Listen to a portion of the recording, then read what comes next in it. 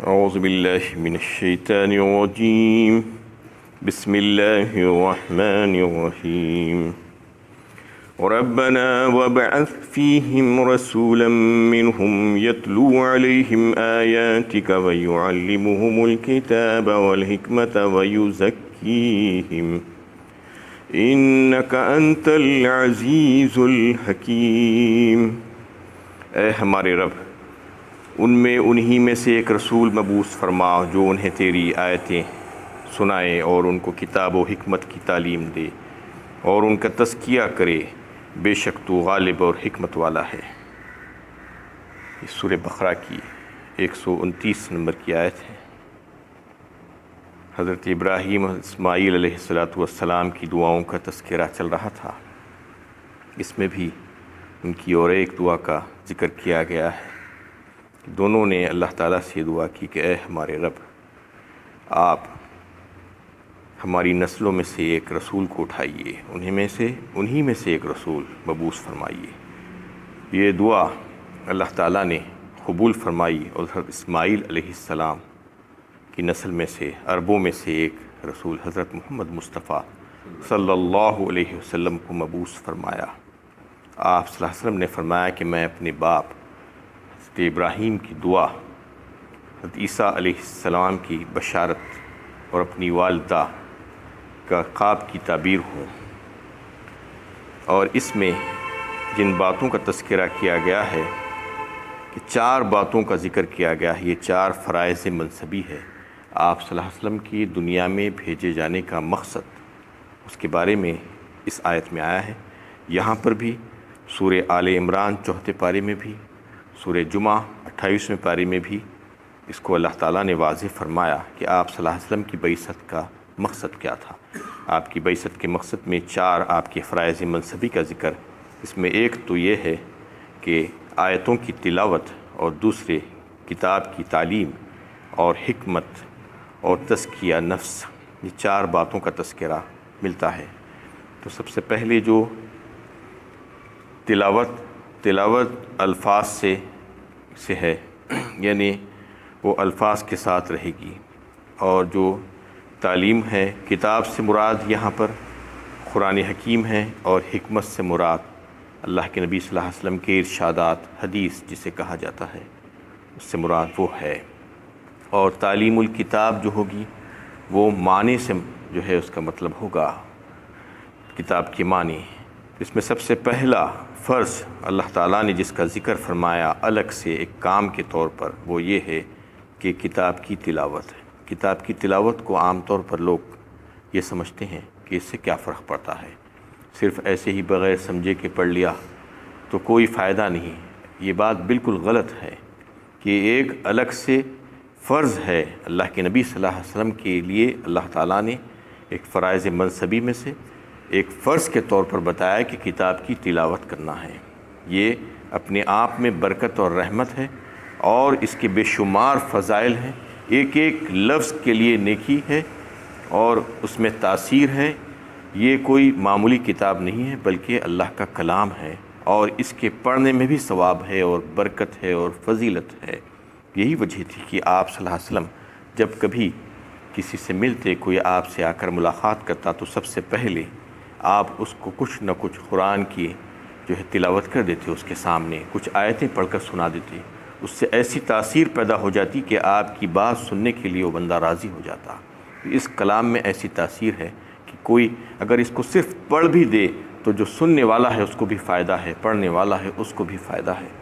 یہی وجہ تھی کہ آپ صلی اللہ علیہ وسلم اور آپ کے صحابہ کرام رضی اللہ تعالیٰ علیہم اجمعین، جبکہ عربی جاننے والے لوگ تھے سب، اور جو ہے ان کے لیے ایک وقت پڑھ دینا کافی تھا کہ وہ سمجھ جانے کے لیے، اگر سمجھنا ہی ہوتا، اس میں صرف سمجھنا ہی ہے اور اس پر عمل کرنا ہی ہے، تو پھر ایک وقت کافی ہو جاتا تھا۔ لیکن وہ لوگوں کا معمول کیا تھا؟ کچھ صحابہ تو ایسے تھے کہ روزانہ ایک قرآن کریم کو ختم کرتے تھے، دن میں ایک قرآن، اور بعض کا یہ معمول تھا کہ 2 دن میں ایک قرآن، اور بعض کا یہ تھا کہ 3 دن میں ایک قرآن کو ختم کرتے۔ اور زیادہ تر جو ہے امت اس بات پر قائم تھی کہ 7 دن میں، جس سے 7 منزلیں مقرر ہے، اس کا مطلب یہی ہے کہ 7 دن میں ایک قرآن پاک کو ختم کیا جاتا تھا۔ یہ جو ہے معمول تھا عام طور پر۔ تو اس کا مطلب یہ تھا کہ وہ لوگ نہ صرف سمجھ کر اس پر عمل کر رہے تھے بلکہ اس کی تلاوت بھی مسلسل کرتے تھے۔ تو تلاوت چونکہ حکم دیا گیا ہے، اس لیے اگر کوئی یہ کہتا ہے کہ اس کی کوئی ضرورت نہیں ہے، اس سے کوئی فائدہ نہیں، اس کا مطلب یہ ہے کہ یہ آیت سے اختلاف کر رہا ہے، اس کو نہیں مان رہا ہے، اس کے بارے میں جو ہے بالکل بھی ایسی بات کبھی بھی نہیں کہنا کہ اس سے کیا ہوتا ہے۔ اور پھر اس میں جو ہے جو دوسری بات جو ہے وَيُعَلِّمُهُمُ الْكِتَابَ، جو فرمایا ہے کتاب کی تعلیم اللہ کے نبی صلی اللہ علیہ وسلم دیا کرتے تھے۔ اور پھر جو پڑھنے والے تھے وہ کون تھے؟ صحابہ کرام تھے۔ وہ کوئی معمولی ہستیاں نہیں تھی بلکہ وہ خود بھی عربی جاننے والے لوگ تھے اور فصیح و بلیغ تھے خطابت میں۔ اس میں سے بعض تو شعراء بھی تھے، لیکن اس کے باوجود ان کو ایک بار پڑھ کے نہیں سمجھا دیا گیا بلکہ بار بار سمجھایا جاتا تھا، اور پھر ہر چیز کا مطلب، معنی اور تفسیر اس کو جو ہے سمجھا دی جاتی تھی۔ اس کا مطلب یہ تھا کہ اس کو سمجھانا پڑتا تھا، کوئی سمجھائے بغیر یہ سمجھ میں نہیں آ سکتا تھا، جبکہ وہ اہل زبان تھے۔ قرآن کی خاص بات یہی ہے کہ قرآن کوئی عام کتابوں جیسی کتاب نہیں ہے۔ جیسا کہ کوئی عام کتاب میں یہ ہوتا ہے کہ اس کے اگر معنی نہ سمجھے جائے تو وہ بیکار اور فضول ہو جاتی ہے۔ کوئی معنی نہیں سمجھ رہے ہیں، ایسا ہی پڑھ لے رہے ہیں ٹیکسٹ کو بغیر سمجھے کے، تو اس کی کوئی اہمیت ہی نہیں ہے۔ اور جو ہے اگر کوئی معنی پڑھ لیتا ہے تو وہ اہم ہو جاتا ہے۔ اس کا جو ٹیکسٹ ہوتا ہے وہ ٹیکسٹ میں رد و بدل کر سکتا ہے، اس کی عبارت میں اس میں کوئی فرق نہیں پڑتا اگر تھوڑا سا رد و بدل کر دے۔ لیکن قرآن کیا ہے؟ الفاظ اور معنی کا مجموعہ ہے۔ اللہ کے نبی صلی اللہ علیہ وسلم نے فرمایا الفاظ اور معنی دونوں۔ الفاظ میں ایک زیر و زبر کی جو ہے تغیر نہیں لا سکتی، کسی کی مجال نہیں کہ اس میں کچھ بھی تبدیلی کر سکیں۔ الفاظ کو بھی بالکل ویسے کا ویسا ہی پڑھنا پڑے گا، یا لکھ رہے ہیں تو ویسا ہی لکھنا پڑے گا، اور پھر اس کی معنی بھی جو ہے سمجھانا پڑے گا۔ یہ دونوں کا مجموعہ قرآن کہلاتا ہے۔ کوئی اگر قرآن کی عبارت کو عربی سے ہٹا کر کسی اور لینگویج میں اگر لکھنے کی کوشش کرے گا تو وہ بڑا گناہ عظیم ہے، وہ ناجائز ہے۔ قرآن کی عبارت صرف اور صرف عربی ہی میں لکھی جانی چاہیے۔ ہاں، اس کے معنی سمجھانے کے لیے دوسری زبانوں کو استعمال کیا جا سکتا ہے۔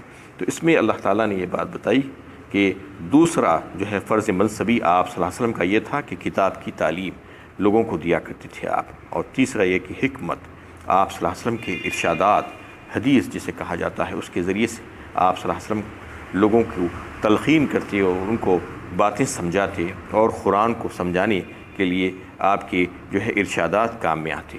وَيُزَكِّيهِمْ فرمایا، اور چوتھی جو ہے آپ کا فرض منصبی یہ تھا، چوتھا، کہ لوگوں کو تزکیہ کرتے۔ تزکیہ یہ کہ ان کی صفائی کرتے، ان کے ظاہری اور باطنی دونوں، ظاہری گندگیوں سے پاک ہونے کے طریقے بتلاتے، طہارت کے طریقے سکھلاتے، اور باطنی جو گندگیاں تھیں، وہ جو ہے آلائشیں جو تھی، جو غلاظتیں تھیں دلوں میں، اس کو صاف کرتے۔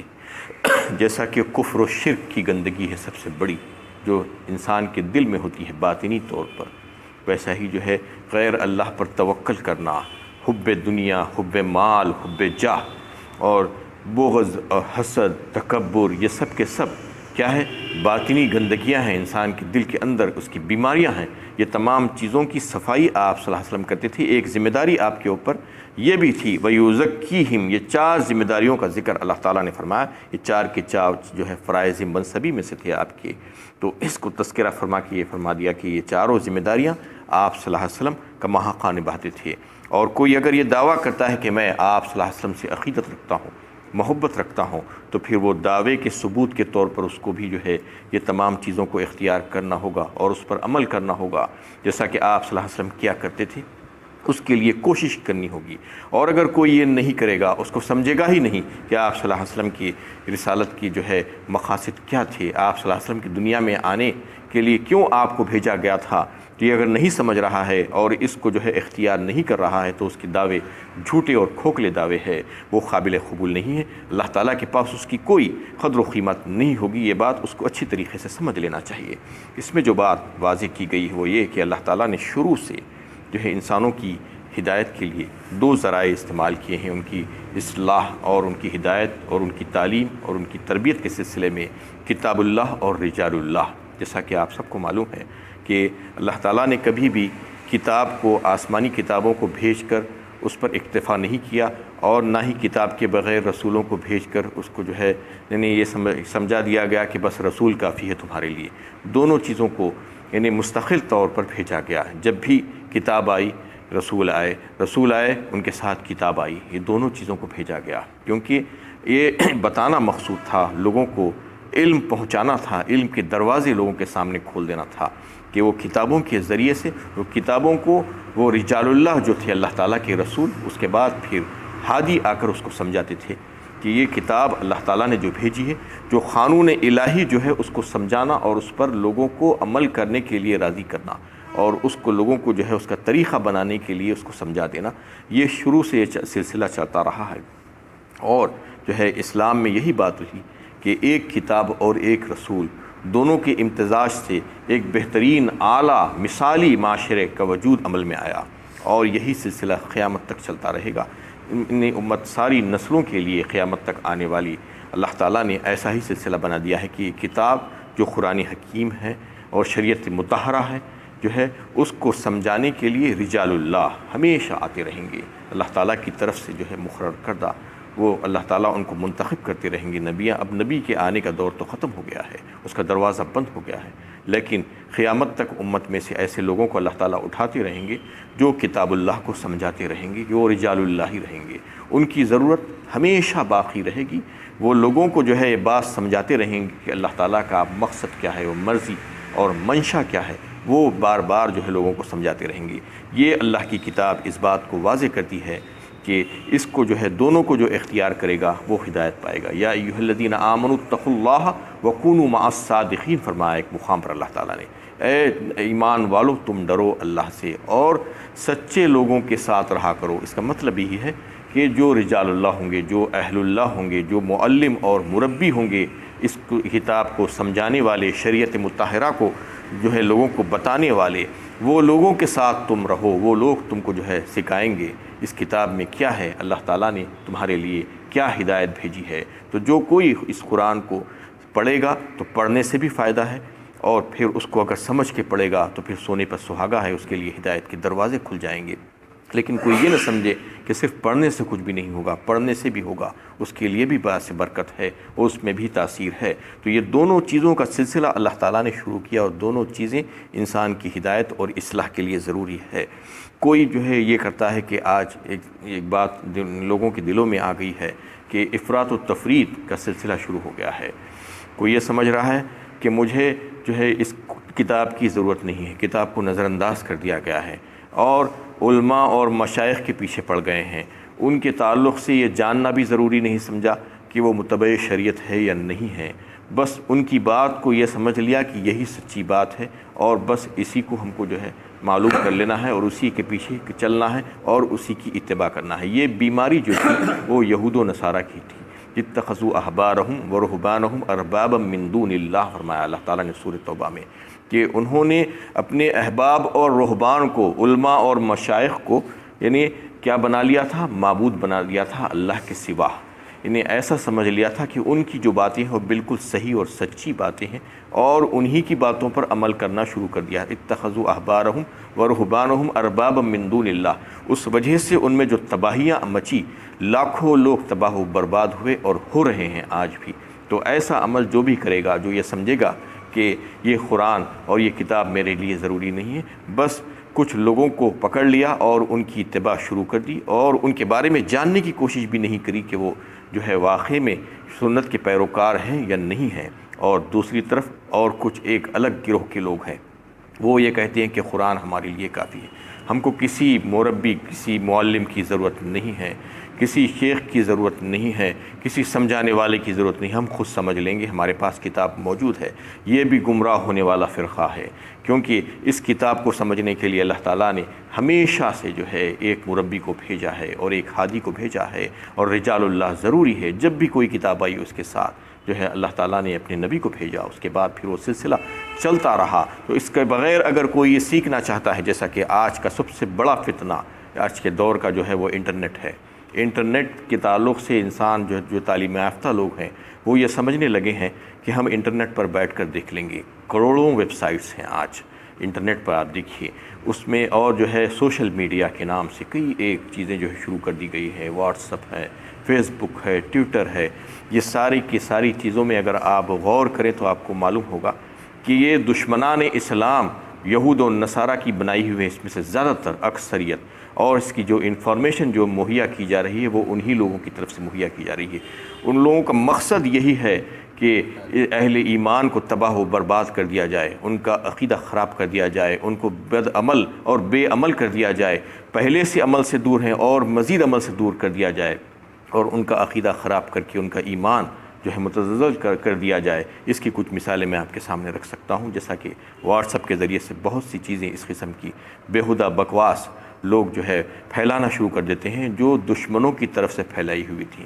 کوئی یہ میسیج بھیجا دیتا ہے کہ یہ میسیج آپ 9 لوگوں تک بھیجا دیجئے تو آپ کے لیے آپ کی مراد پوری ہو جائے گی، آپ کو جنت مل جائے گی، اور اگر آپ ایسا نہیں کریں گے، 10 لوگوں کو نہیں بھیجائیں گے، 21 لوگوں کو نہیں بھیجائیں گے تو آپ کے لیے بڑی خراب بات ہو جائے گی، آپ کے لیے جو ہے کوئی ایسی چیز ہو جائے گی جس کو آپ پسند نہیں کرتے۔ تو اس کا مطلب کیا ہے؟ اس کا مطلب یہ ہے کہ ہمارا موبائل فون اور ہم یہ جو میسیجز بھیجا رہے ہیں یہ ہماری قسمتوں کو طے کر رہا ہے۔ ایسا کیسے ہو سکتا ہے؟ ایمان کا ایک جز ہے تقدیر کی خیر اور شر پر بھروسہ کرنا، یہ ایمان کا جز ہے، اور اگر کوئی یہ سمجھ کر بھیجا رہا ہے یہ میسیج کہ یہ بھیجانے سے جو ہے فائدہ ہو جائے گا یا نقصان ہو جائے گا، اور کئی ایسے میسیجز آتے ہیں آپ کو ملتے ہوئے نظر آئیں گے کہ فلاں چاند کی جو ہے پہلی اطلاع اگر کوئی کسی کو دے دے گا تو اس کے لیے جنت ہے۔ یہ کیا مذاق بنا لیا ہے یہ لوگوں نے؟ صرف چاند کی اطلاع دینے پر جنت مل جائے گی تو پھر یہ پوری کی پوری شریعت جو بھیجائی گئی تھی اس پر عمل کرنے کی کیا ضرورت ہے؟ اس کا مطلب یہ ہوگا یہ فضول ہوگا۔ یہ نماز، یہ روزہ، یہ زکوٰۃ، یہ حج، یہ عمرہ، یہ ساری عبادتیں، اور جس چیز سے منع کیا گیا ہے اس سے بندہ زندگی بھر رک رہا ہے، اس کا کوئی مطلب نہیں ہے۔ صرف اتنی سی بات جو ہے اگر کوئی کہہ دیتا ہے تو اس کے لیے جنت واجب ہو جاتی ہے۔ یہ کون پھیلا رہا ہے؟ یہ ایماندار بندہ، اللہ تعالیٰ کا فرما بردار بندہ کبھی بھی نہیں کر سکتا۔ تو اس لیے کہا گیا ہے کہ تحقیق کر لیا کرو پہلے، اور اس قسم کے بیہودہ میسیجز اگر آ رہے ہیں تو فوراً اس کو ڈیلیٹ کر دینا، آگے کبھی بھی فارورڈ نہیں کرنا، ہرگز اس کو فارورڈ کر کے اپنی ایمان کو خراب نہیں کر لینا۔ لوگ اس کو معمولی بات سمجھ رہے ہیں اور یہ سمجھ رہے ہیں کہ بڑا نیکی کا کام ہے۔ یہ کوئی نیکی کا کام نہیں ہے، ایمان ختم ہو جا رہا ہے، اس سے عقیدہ ختم ہو جا رہا ہے۔ لوگ اس کو سمجھ نہیں پا رہے ہیں۔ اس کو سمجھنا ہے کہ ہمارا عقیدہ ہم کو درست رکھنا ہے، اور اس قسم کی جو حرکتیں ہو رہی ہیں وہ دشمنان اسلام کی طرف سے ہو رہی ہیں، اس سے فوراً ہم اپنے آپ کو جو ہے علیحدہ کر لینا چاہیے۔ وآخر دعوانا ان الحمدللہ۔